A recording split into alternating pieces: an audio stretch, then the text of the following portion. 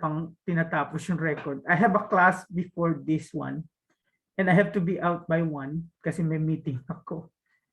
Grabe, mas busy pa nightlife ko kaysa sa daylight. And I just came from Thursday ngayon, di ba? I just came also from a long day. Okay. So if we're going to look at this, yung pinaka, sabi ko nga sa inyo, I'm not sure if I said it here, but I always tell my student, the main or the most important instrument that you have in your lab is the balance. Okay? Ang tawag nga dyan ay yung fundamental method in chemistry, and that is weighing. That's the most fundamental method. Without the balance, I don't think you can do analysis. Okay? Although I know an older professor who disagree with me because she always told us that the Bunsen burner is the simplest tool that you can have in chemistry. But I think I better to disagree with her. It's still the balance. Okay? Now, the question after the balance, ano sa tingin niyo yung kasunod na instrument na kailangan ninyo if you want to have your own laboratory? Anyone?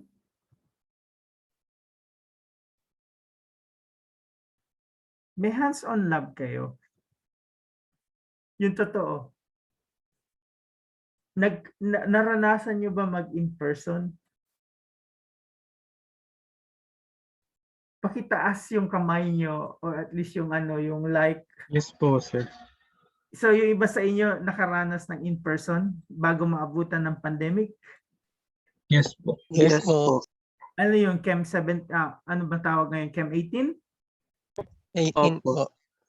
Okay.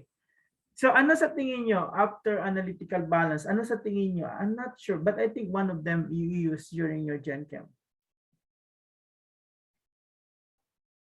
Ano sa tingin nyo? Yung next instrument na kailangan?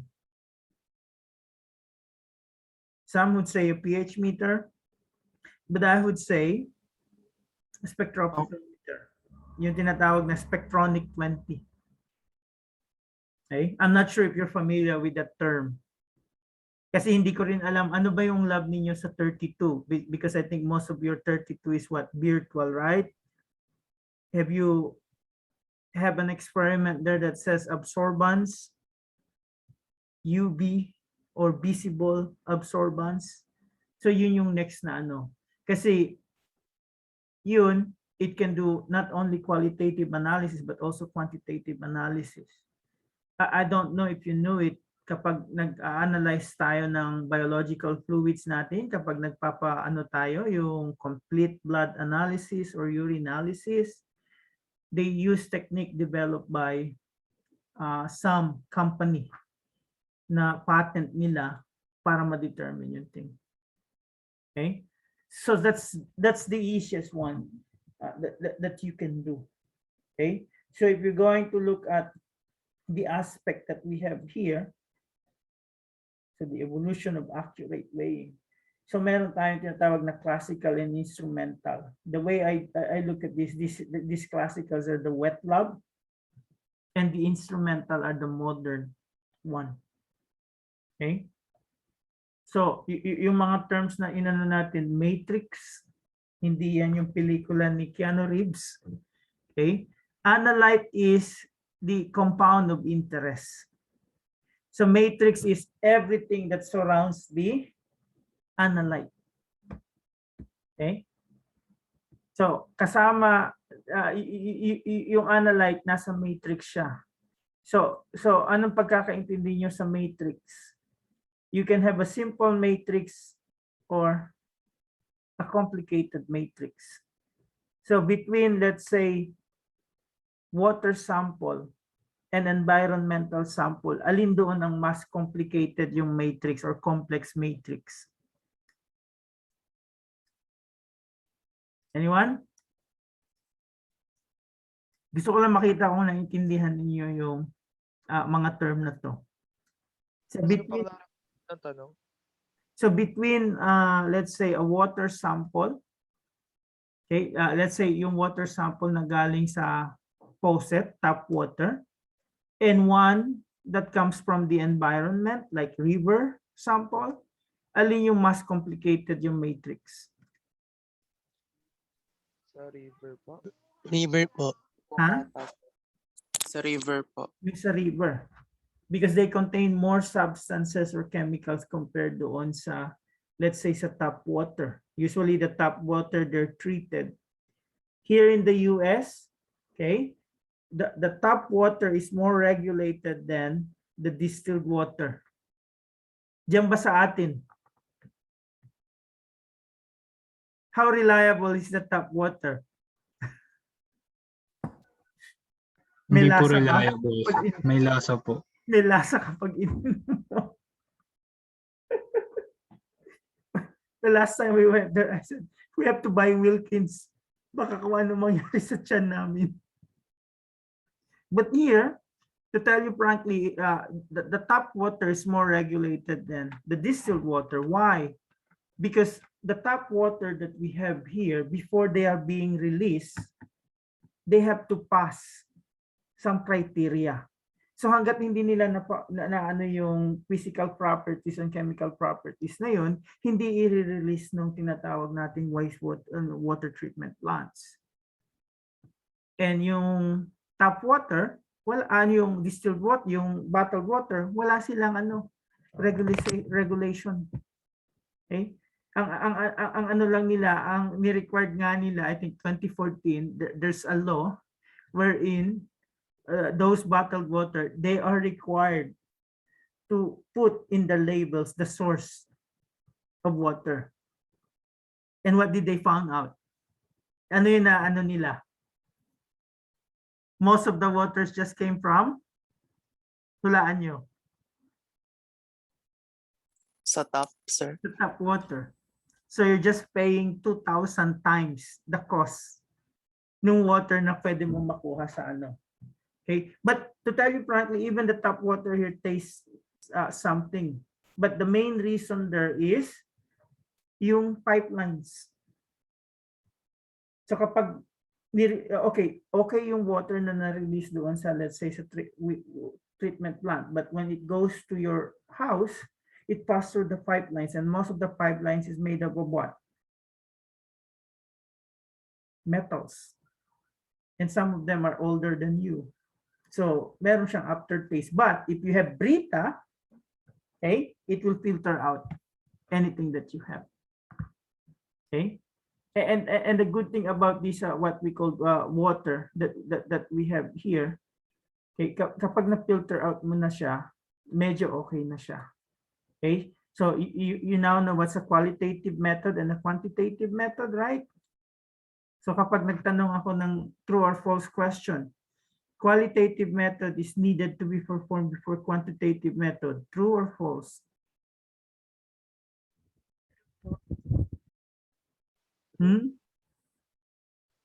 Qualitative method should be performed before doing quantitative method. True or false? True po. True po. True. Okay?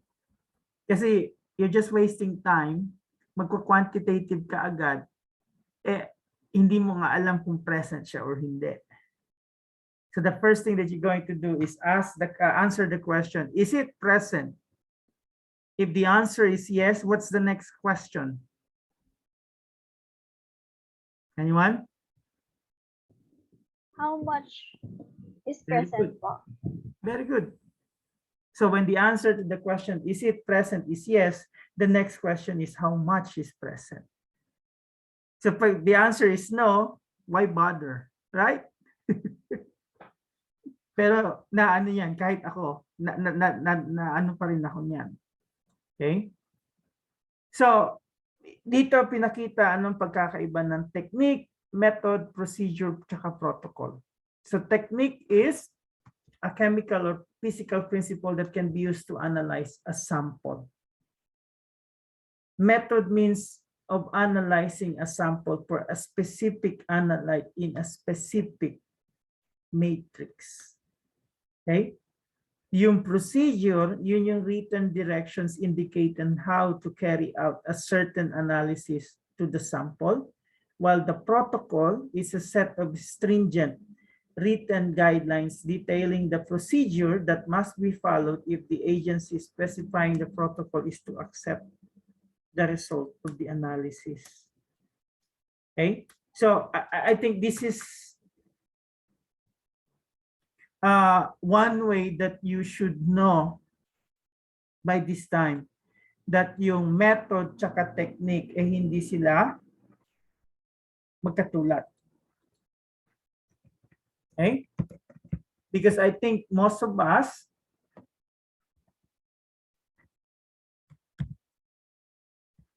use it what? Interchangeably. Right? Kung ano yung method, kung ano yung what we call technique.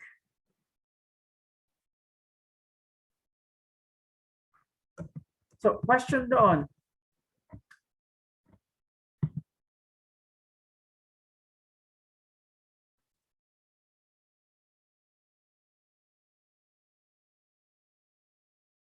And I think if you're going to look at the source there, merong pinapakita doon si Harvey.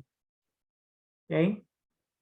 So yung tinatawag nating technique. So for instance, kapag nag-a-analyze ka ng metal, okay? So yung graphite furnace, atomic absorption, so that is a technique. Okay? Because what happened, it converts the aqueous, let's say metal ions into free atoms, and that's a process called atomization. And then it measures the amount of light absorbed by the free atoms. That's the GFAS use both the chemical principle, which is the atomization, and a physical principle, which is absorption of light. So paano nagiging method yung GFSAA? Para at least makita nyo. Okay? So nagiging method siya kapag ginamit mo siya sa specific use, right? So if you want to say, you want to determine the lead in water, so that is what we call a method. And then you want to determine the same lead, but this time in soil. So that's another method. Klaro po ba yun? Yes po. So kapag magtanong ako, let's say, analyzing of lead content in soil sample is a technique, true or false? Is that true or false? I think false po. It's False. Kasi general ano po siya para sa sample ng ano. very good. Okay? So ganyan yung mga question na i-ask sa inyo sa exam. I mean sa exam or sa quiz. So what we're trying to do is maybe at least every meeting or at least every 2 meeting meron kayong quiz. Okay? So if we're going to continue here, so we have the classical methods. Yan yung tinatawag nating wet chemical methods. And it's simply titrimetric tsaka gravimetric or volumetric and gravimetric. So one is change in volume while the other one is in change in mass. And typically, the way that you do it is meron kayong mga common laboratory methods or techniques like precipitation, extraction, or distillation. Okay? Now, classical methods is just used for what? Yung usually high amount. Okay? Instrumental method, this is the one that use instrument. And they can be used for low concentration thing. And these are the types of the instrumental methods and methods of instrumental analysis that you have. There are 3 main, we could say, methods. Yung spectroscopy, chromatography, at electrochemistry, and we're going to discuss all of them. So Skoog here listed some of this method and what's the principle or properties that they look at. Okay, so you have this, emission of radiation, that's emission spectroscopy, either X-ray, UV, visible, electron, or Auger.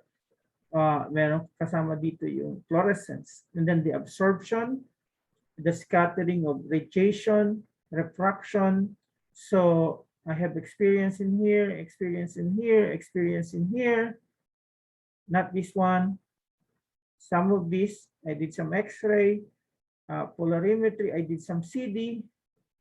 Potentiometry, when you do the pH, that's potentiometry. Electric charge coulometry, amperometry, that's what we call the blood sugar. Okay, conductometry, gravimetry. Okay, this is by use of the QCM, quartz crystal microbalance. Mass spec, the high-end method, you encounter it when you watch Dr. Aga's talk last week, and we're going to talk about it. And then the radioactivity. Okay, I have also experience on the radioactivity. So the way that you're going to look at this is whenever you select an analytical method, there's some things that you need to consider. Okay, let's say you want to analyze lead sa soil. So most likely ano yung method na ano mo. Pag natuto mo na lahat, AAS is the only one that you can use there. Okay, you can also use this ICP, mass spec, doon nag-a-analyze ng lead. So maybe at this time, you still have no idea how to select the appropriate method. But there's a guide for you to follow. So ano ba yung kailangan mo? So maybe you have this precision, trueness, and accuracy. So I want you to look at the source of this thing here.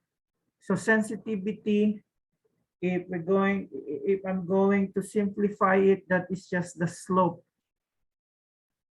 Bakit siya yung slope? Define as the capability of method to detect that two different samples contain different amount of certain analyte. Okay, so usually I call sensitivity as the slope because it's asan na ba yung kailangan magsulat eh. I call it the slope because sensitivity is just the change in the signal over the change in the concentration. So the higher the change in signal over change in concentration, the higher is the sensitivity. Okay? Kasi pag tinignan mo yan, yung parang ganito lang yan eh. So this is what? Concentration, and this is the signal. So as the concentration increases, the signal should be increased. So ano yung slope niyan? So kukunin mo yung signal divided by concentration.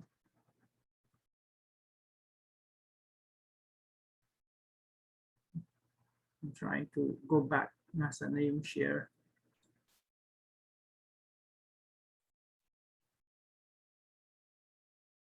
So sensitivity, selectivity. So the selectivity would answer the question, what components of the sample will cause interference?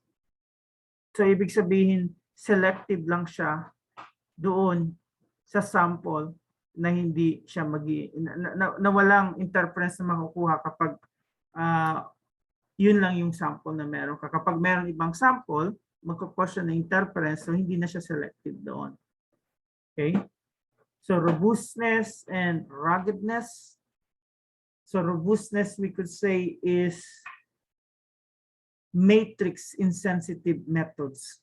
So ano man mangyari, yung reading mo, yung analysis mo, still the same. Okay? Hindi siya nagdidepend doon sa matrix. Yung ruggedness naman, that's insensitive to experimental condition. So scale of operation, equipment, time, and cost. So usually they said the more expensive the instrument, anong sasabi nyo? High-end ba? But my question, do you really need to have an expensive or a high-end instrument to do analysis, what will be your answer? Kapag ganun yung tanong sa exam nyo. And then proof. Give proofs.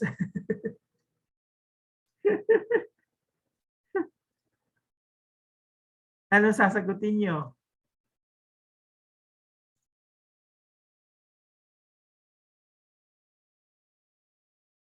Having a high-end instrument is very important in every lab. Ano yung sagot nyo? Ha? Maybe hindi pa kayo makasagot by this time. It's fine, but by the end of the semester, you should be able to answer questions like that. So there are some supplementary reading materials that you have here. Tapos merong tanong dito, and the answer key is given there.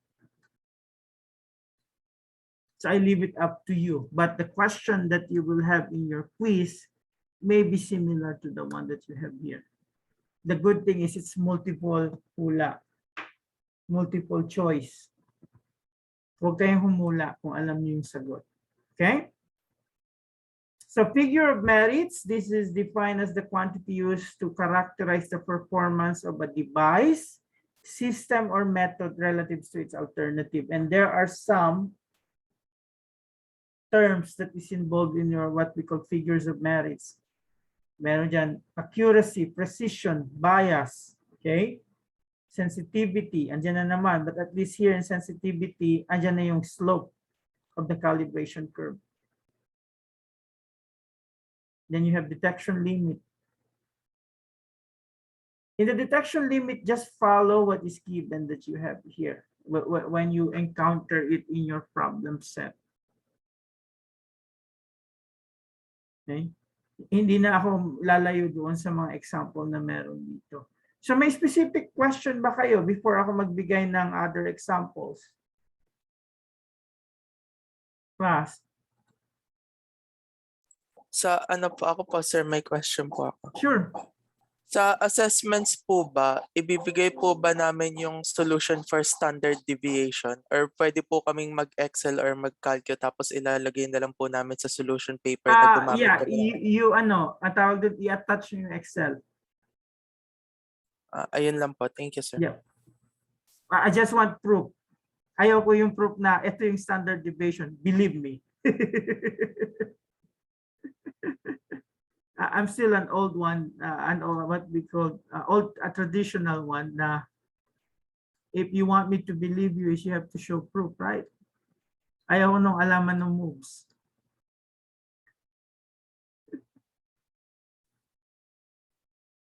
So, okay na sa akin, at least may ipakita nyo yung thing. But I would suggest try to do it by hand because I don't know in your board exam.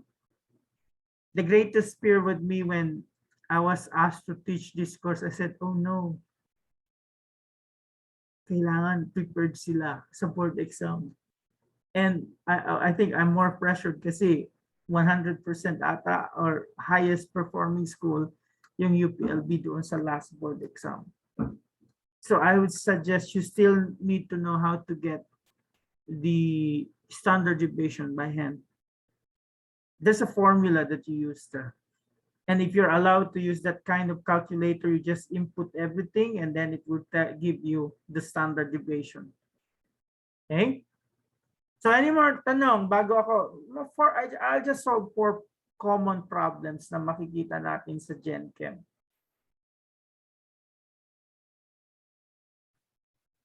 And I think kayang-kaya nyo to. Yung mga standard addition, internal standard, tapos calibration curve. So these are just some of the common things that you usually have in most chemical or analytical chemistry.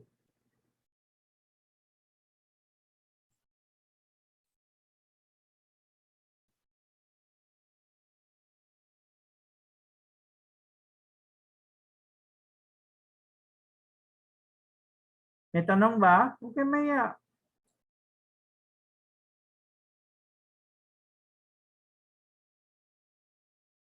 Okay, so I'm going to proceed na tayo doon sa mga question. Although yung iba hindi ko pa natatype. Just need to type this last one.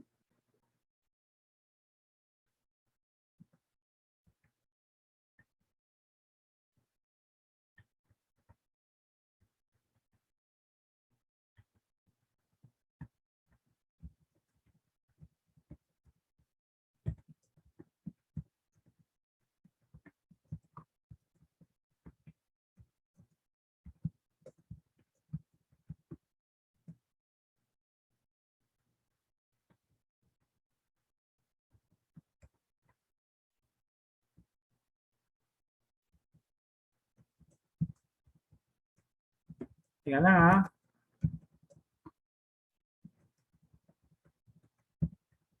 Okay.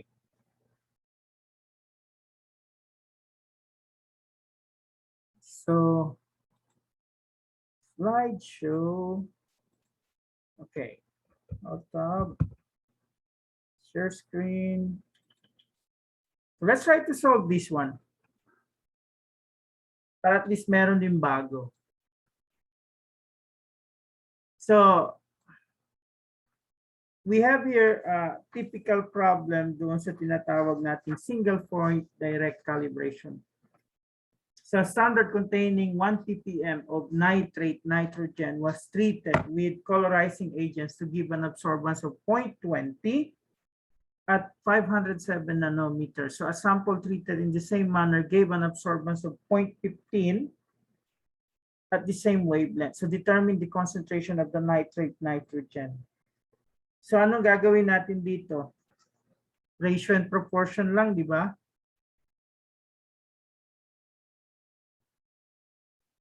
So, we can have here like the absorbance of X as 0.15. Okay?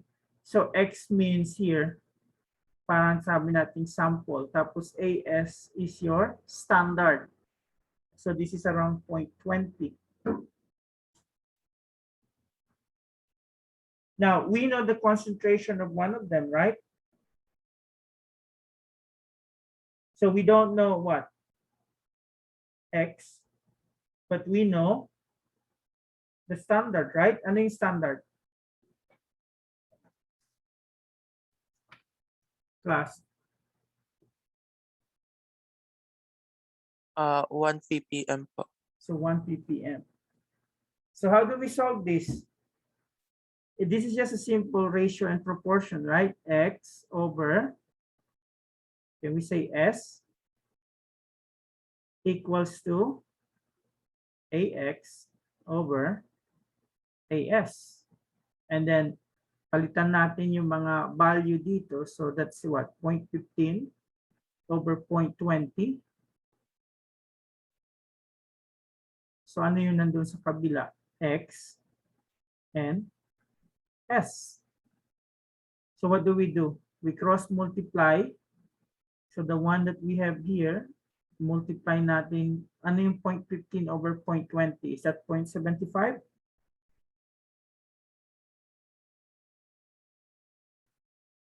Yes po. So can we say that the value is 0.75 ppm? Yes po. 1 out of it. Analyze.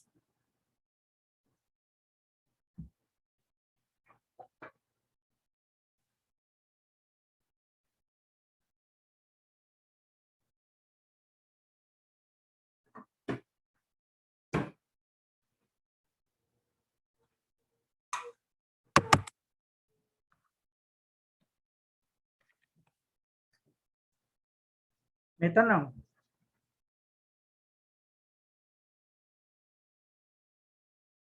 May tanong?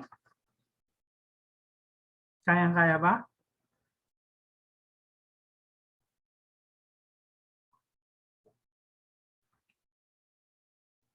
So next, punta tayo sa medyo challenging. The multiple point na direct calibration. So,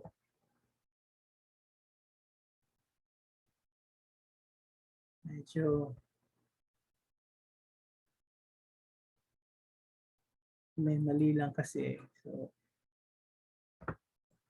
ewan ko bakit naging 0 yun.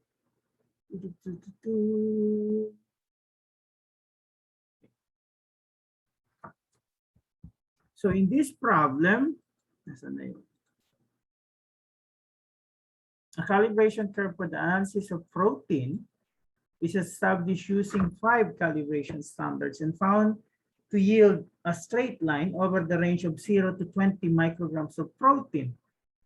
Now the equation of the calibration curve when the corrected absorbance is plotted versus the mass of the protein in the sample is given by y equals to 0.01630 plus or minus 0.0022x plus 0.0047 plus minus 0.0026. So find the quantity of protein for a sample that gives a measured absorbance of 0.264 when the blank has an absorbance of 0.095. So paano natin sosolve to? Mahirap ba to?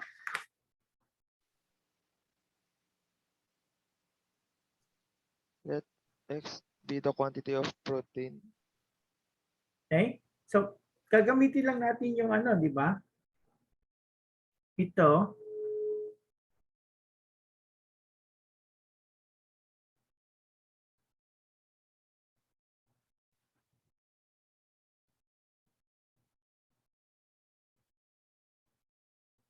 So meron tayong, ano yung changes na pwede natin gamitin dito? Baguhin natin yung y, right? Y is equals to what? 0.264 minus 0.095. Tama ba?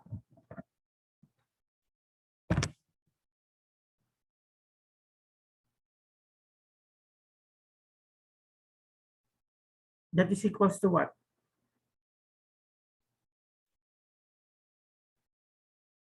Remember, this is 0.169 po. this is just like this, right? So this is 0.169. So ang hinahanap natin dito ay yung x, right? So what do we do? Y minus b over m equals to x. So we have the 0.169 minus 0.0047 divided by, siya na, 0.01630. And this is equals to how many microgram of protein? 10.08 po. 10.08, or we could say around 10.01 or 10.1 gram.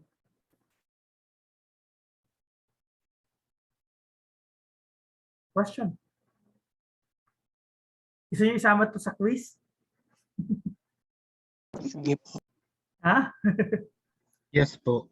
Okay, siguro sa next quiz na if ever. Okay?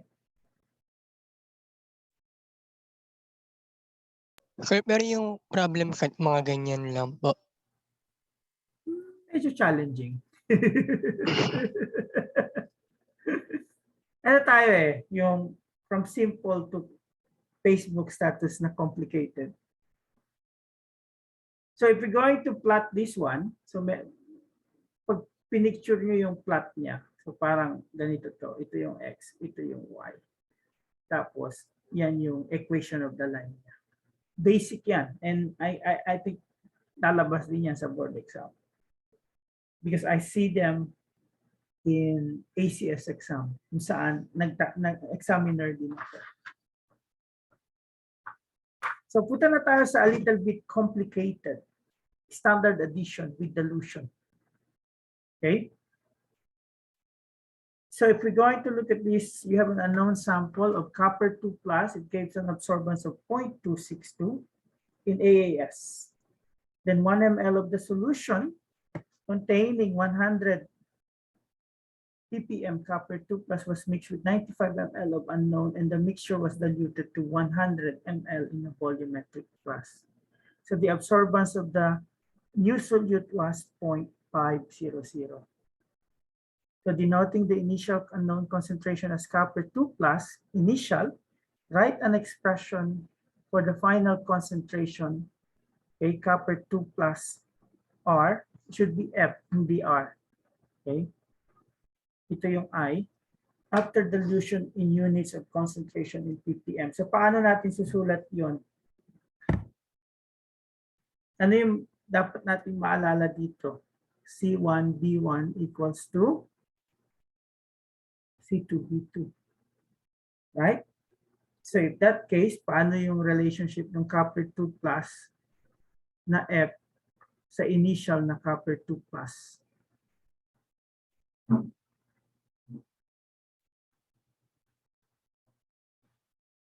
So yung F at I na yan, yan lang yung concentration. So paano ang style natin doon sa B?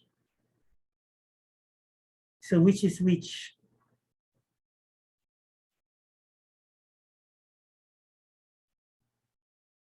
Can we say BI over BF? Tama ba? Let's say I put the I here and I put the F here. So in-isolate ko yung F dito. So i-divide ko lang both sides ng BF. Does that make sense? Hello, class? May katuturan ba ang sinasabi ko? Yes. Yes po. So if I'm going to what we call simplify this one, so copper 2 plus, which you don't know initially, is just you multiply it with what? Ano yung initial volume niya? 95 over 100.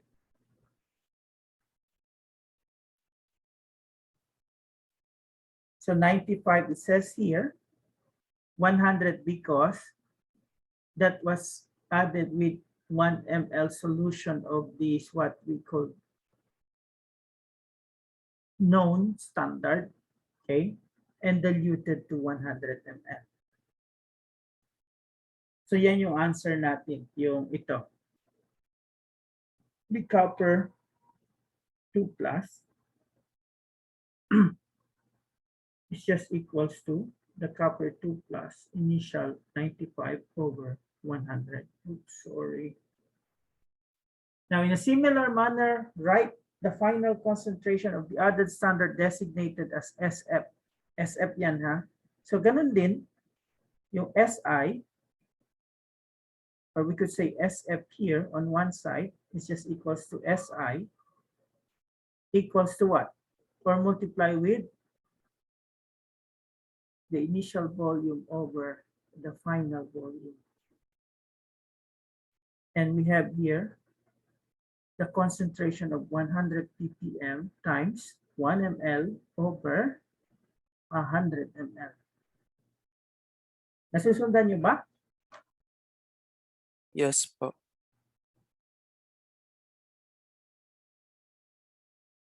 So if we're going to simplify here, SF is just equals to 1 ml, right? Or 1 ppm, right? Kasi cancel yung 100 eh. Tapos cancel yung ml. So you have the ppm.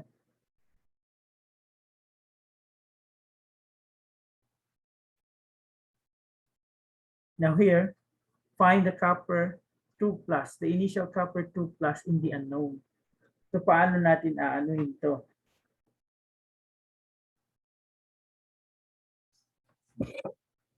So usually meron kang formula na ginamit dyan.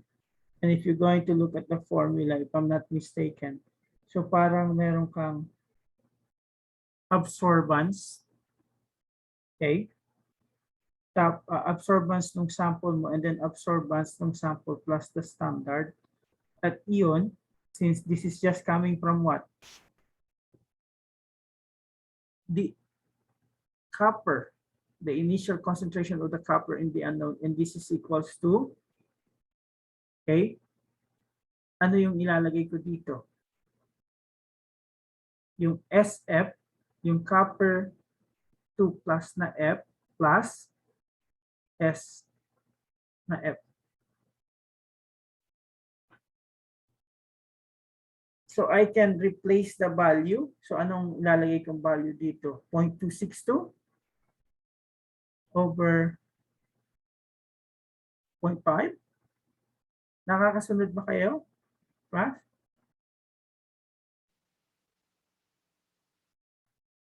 And you don't know the copper I, right?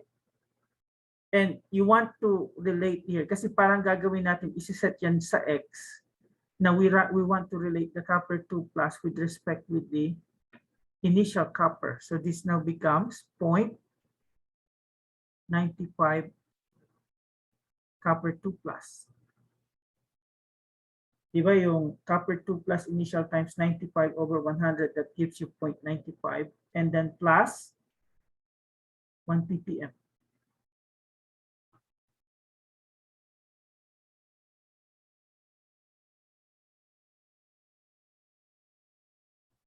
Try nyo nga ituloy.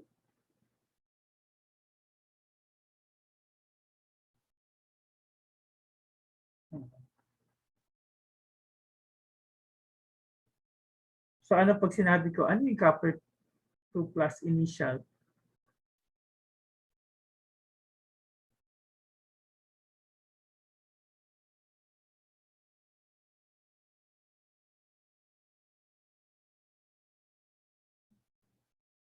Try to look at the calculator. 0.264 divided by 0.5. Get 262. 1.04 po nakuha ko. Yun din po sa akin. You got 1.04. 04 po. 0.4 po.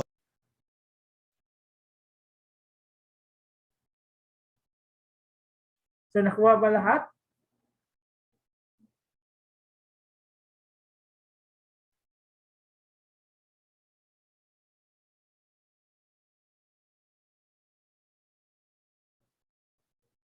If we're going to do the details here, I think 0.262 divided by 0.5, that will give you what? 0.524, right? Pag tinuloy natin, 0.524 equals to, i-x ko na to para simplify. No, i-copper ko na rin para at least makita ninyo.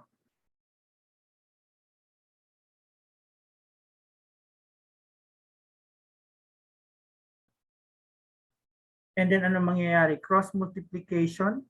So this will give you 0.502, 0.524 times 0.95. Oops, syntax error.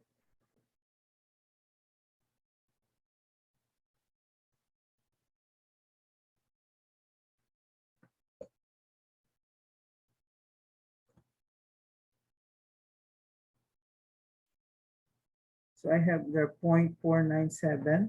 It's not really 0.502. So 0.524, inaano ko lang for clarification. So 0.4978. You can do the dishes now. And this is what? 0.524, right? And this is equals to the copper 2 plus. So ano yung movement na pwede natin gawin dito? So 1 minus 0.4978 na copper. Tapos sa kabila ay 0.524. So dito papasok yung 1 minus 0.502. Copper 2 plus initial equals to 0.524. And then you divide both sides by 0.5022. 0.524 divided by 0.5022. So you end up with 1.04. Tama?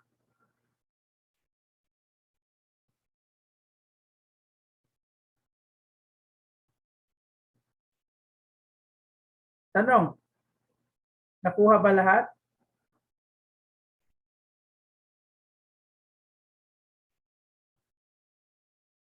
So let's go to the last one. So ito naman tinatawag na internal standard.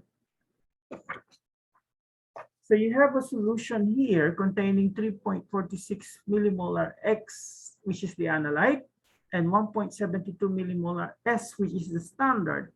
Gave peak areas of 3473 and 10,222 respectively in a chromatographic analysis. Then 1 ml of 8.47 millimolar S was added to 5 ml of unknown X, and the mixture was diluted to 10 ml.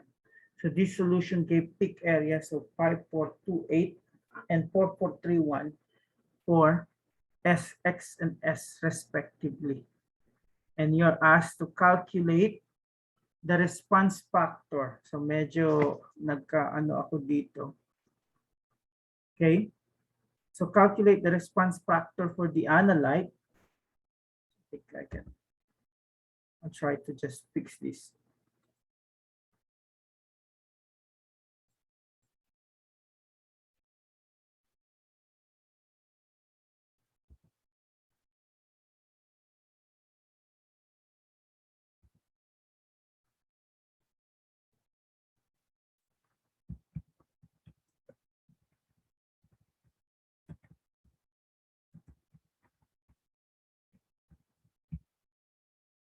And then find the concentration of S in the 10 ml of mixed solution. So nagka ano na, tenga-tenga na.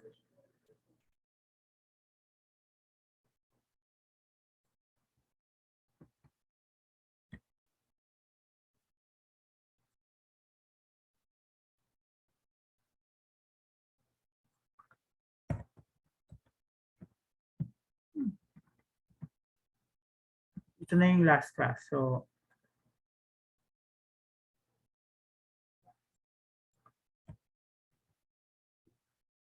find the concentration of S and X in the 10 ml mixed solution, and find the concentration of X.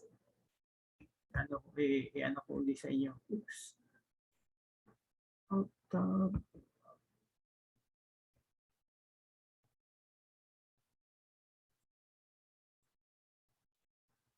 find the concentration of X in the original unknown solution.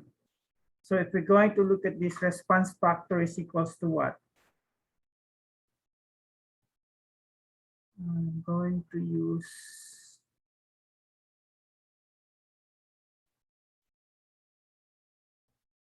I have to slideshow, then share.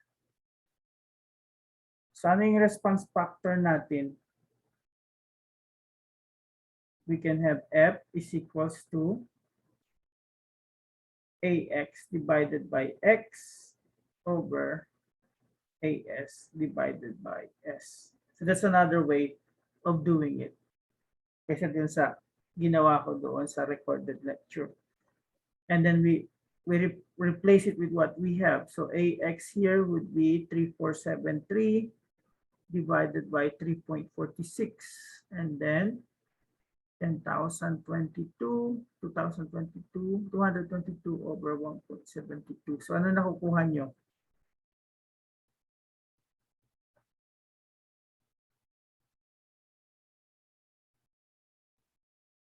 Anyone?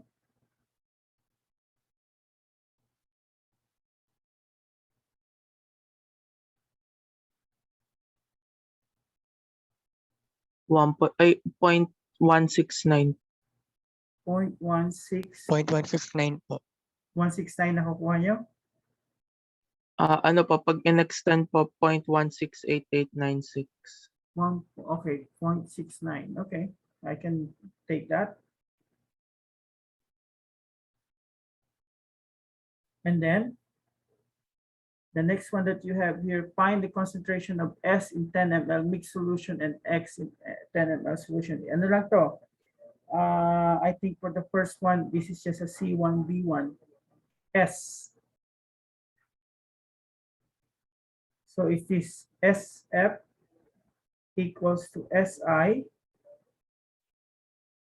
BI over BF. And what is the SI? Nasa ano yun? Sa second one, 8.47 millimolar times, ano yung BI niya? 1 ml over what? Anyone? 10 po. 10. 10 10 po. po. Okay, over 10. So this is just equals to, i-move mo lang yung decimal point. Now, C, find the concentration of X. So you're going to use now this. Kasi meron ka ng S. Okay? So kapag inano mo to, it's really like AX over X equals to F times AS over SF.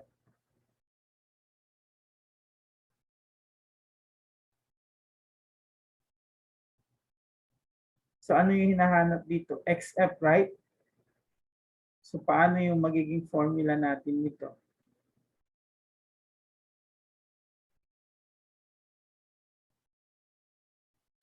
So I have AX over F times SF over AS. Tama? And then I'll just replace it with the value that we have there. So what is the AX now? 5.428, 5428 over 0.169 times 0.847 divided by, what's AS? 4431. So anong sagot natin?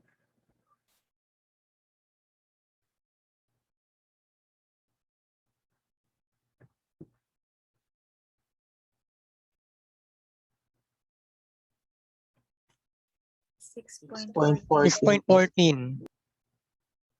6 point 14 po.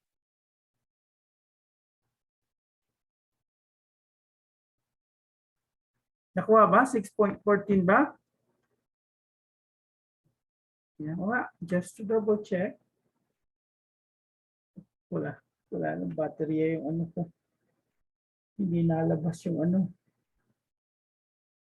Is it 6.14 or 6.614? Ano ba?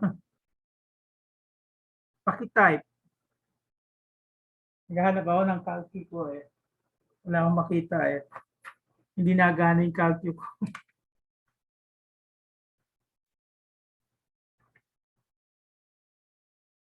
$6.14. Ganun ba nakuha ng iba? Okay. Yes po. Now, that's in the 10 ml. So paano natin maano yung letter D? So if we can have the 6.14, and what do we do?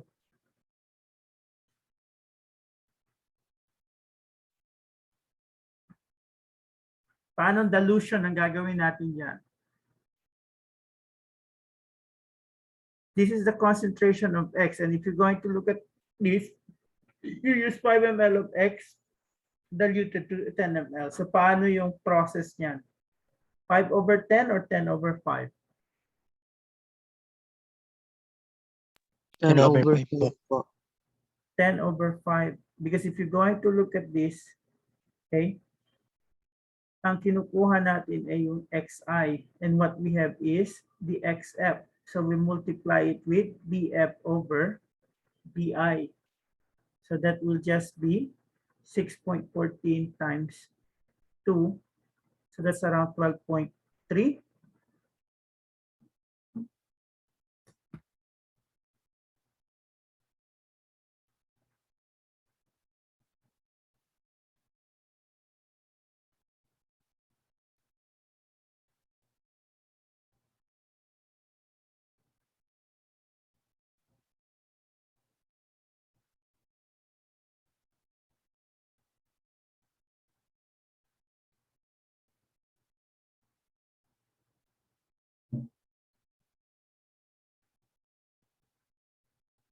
Tanong.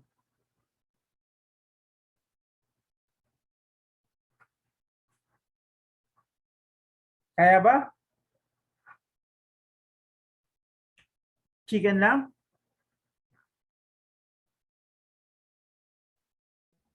I-digest pa po. Yes. Mark. Sir, question lang po. Ano pong method po yan, sir? Para lang po Internal standard. Thank you po. Yung kanina po, sir. Standard Before addition. po yan. Thank you po.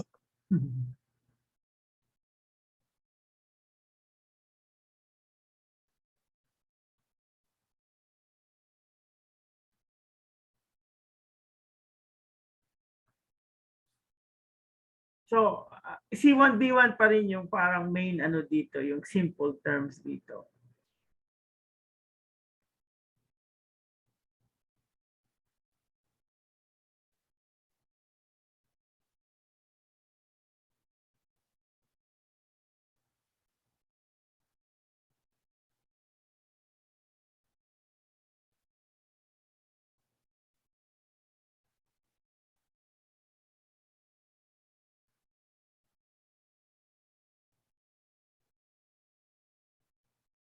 Ano?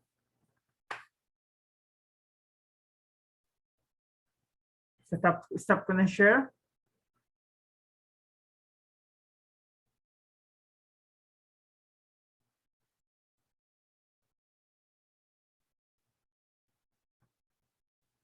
Naka-record to. So I'm going to post the link. Maybe by tomorrow. Tomorrow ano pa sa inyo? I have a long day tomorrow. Tanong. Okay na ba tayo for this week?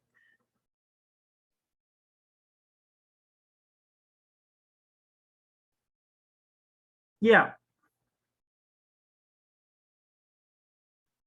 Pwede. Oo. Kasi pagdating kasi sa exam, tawag dito sa board exam, ano naman eh. Kasi it depends on the book that you use.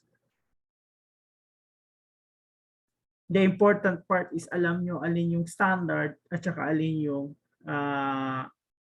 sample. So maybe in some book, it's X and S.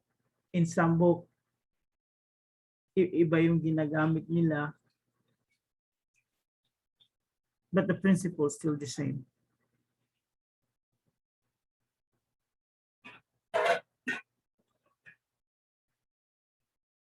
So just wait the announcement at the Facebook Messenger for any message kung labas na yung quiz tsaka yung problem set. And if you have some classmates of yours that you know, just relay to them. So siguro ganito na lang yung mangyayari sa atin. So you watch the video and then we have an open forum o yung synchronous meeting, and then I'll just supplement kung ano man yun nandoon yun. Because the next chapter is chapter 2, which is just more on accreditation. Okay. So tanong, before we call it a week,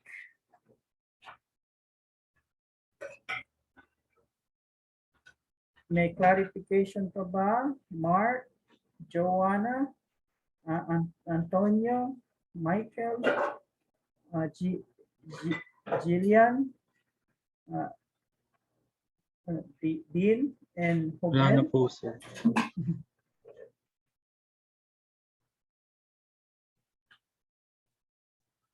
So pag wala na, have a great weekend. See you on Wednesday. Thank you po. Email Thank ko you kayo po. sa consultation hours. Thank you, sir. Kasi iba yung time zone natin.